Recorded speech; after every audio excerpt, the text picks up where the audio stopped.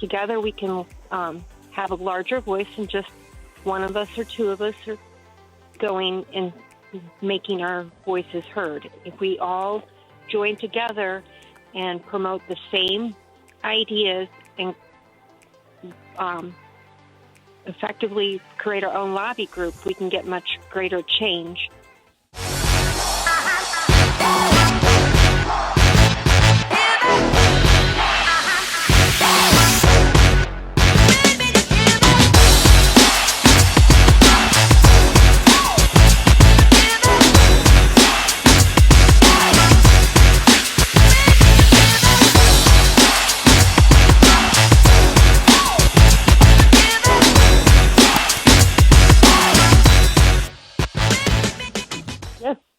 I'm here.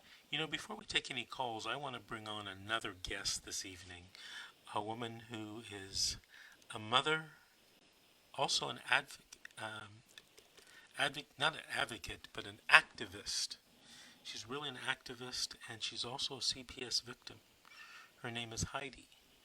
Heidi, are you there? Yes, I am. Hello. How are you? Hello, Heidi. Hello. Heidi, I want to thank you, first of all, for agreeing to being on our show. First of all, I want you to tell people, our listeners, how you might be able to help them.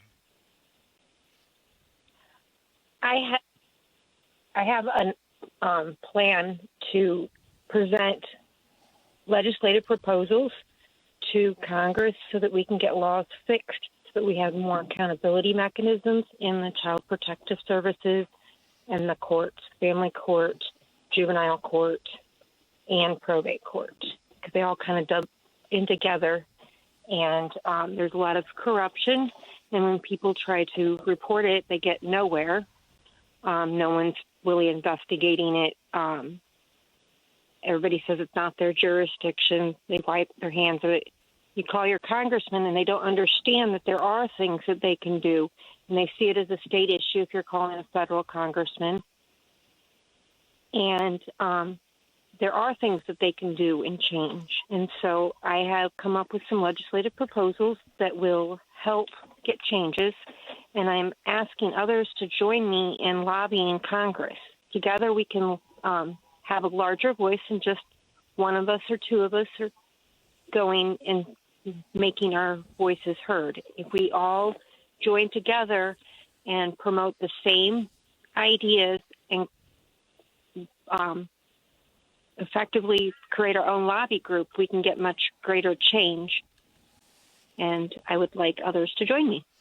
Well, Heidi, that was the same thought I was having as well, that we need legislative changes, being a victim as well myself. So I'm happy to hear that there's other moms and victims that are thinking along those same lines of we need legislation. CPS needs somebody to answer to, because it seems to me that they just get free reign right now.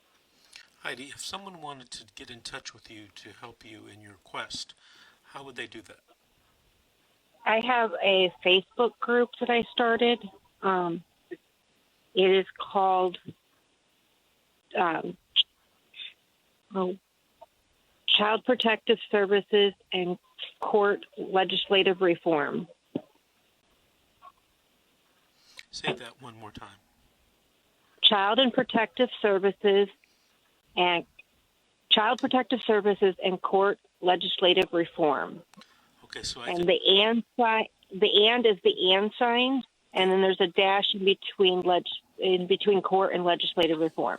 Okay, so it's the and is the ampersand, and there's a dash. Yes. Okay, so I can just message you at that page.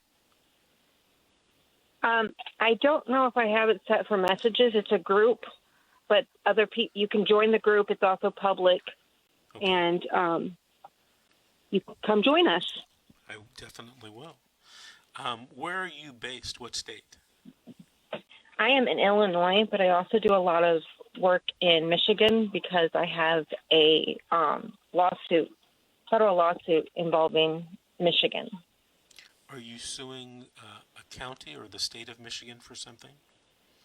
I am suing the Ingham County Court employees, you have to sue them in their individual capacities and official capacities to get certain changes. You can't just sue the county or the state. The state has sovereign immunity. So I've identified policies that led to due process issues that were systematic, and I am suing the clerk, the chief probate judge in his administrative capacities, and the referee and court register that took away some documents. I have a lot of legal stuff that happened, and there's some filings that aren't in the court file. Are you being represented by an attorney? No, I am pro se. I spent 18 months researching immunity doctrines and case law before proceeding pro se. So I'm also suing the CPS workers, from the investigator to everybody that had a hand in taking my children illegally across state lines without the proper court papers, and trying to get changes mostly. Is there a trial date in your case? No, there is not a trial date yet. We are in the first stages still. They did motions to dismiss for failure to state a claim, and I have filed my responses to that. We have grouped the defendants by their lawyers. The county's representing some of the lawyers, and the state's representing, or the county lawyers are representing some of the defendants, and the state attorney general's office is representing the CPS defendant. When is the hearing on the motions to dismiss? There has not been a hearing yet. The next step is for them to file a reply to my response. Okay. And that would be due Friday for the county defendants, and then the following Friday for the state defendants. And then the judge in that district makes a hearing date after all of that is done? I don't know if it'll go to a hearing date. I am not certain how it's going to go. I know that there's other cases that are still being waiting to get docketed for hearings, and it's under advisement. So involving the same defendants. So I'm not sure how long it will be before I get. Huh? Is this the U.S. District Court? Correct, the Western District Court of Michigan. I see. You know, a lot of times here in California, on motions like this, they set it for a hearing, and then the hearing goes off calendar because the judge, has the discretion to make a decision without having a hearing. Do they do that in Michigan? Correct. That's why I'm not certain how it will play out. Very good. Well, I would like you to keep us abreast of what's happening in that case. What is some of the legislation that you're proposing that would help families and parents stay together? I would like a new federal law for the Inspector General of the United States Health and Human Services to be directed to investigate citizen complaints of substantive and procedural due process violations by Child Protective Services and in child support cases eligible for Title IV funding. And then I would like the Inspector General, if they have probable cause of willful deprivation of civil rights, to be required to report their findings to the FBI for criminal investigation, that they would be then, the court would then be ineligible for federal funds in incidences of when there's a preponderance of evidence that shows the parents or guardian's constitutional rights to procedural due process were violated. Mm-hmm. And then the state would be ineligible for federal funds if there's probable cause that the parents' constitutional rights had been due process were violated. Well, and then also to get some money towards parents so that they can get a lawyer or expert witness if the inspector general finds that there's probable cause that their rights were violated, Right. and then amend a couple codes to get this done as well.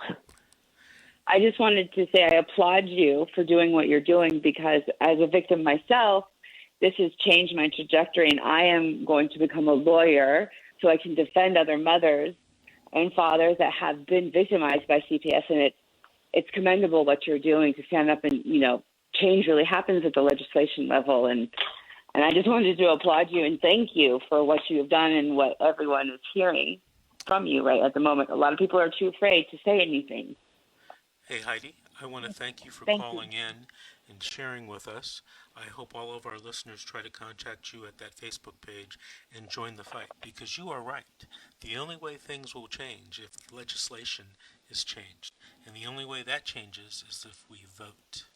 And if we vote together to try to change these laws. Thank you for calling in, Heidi.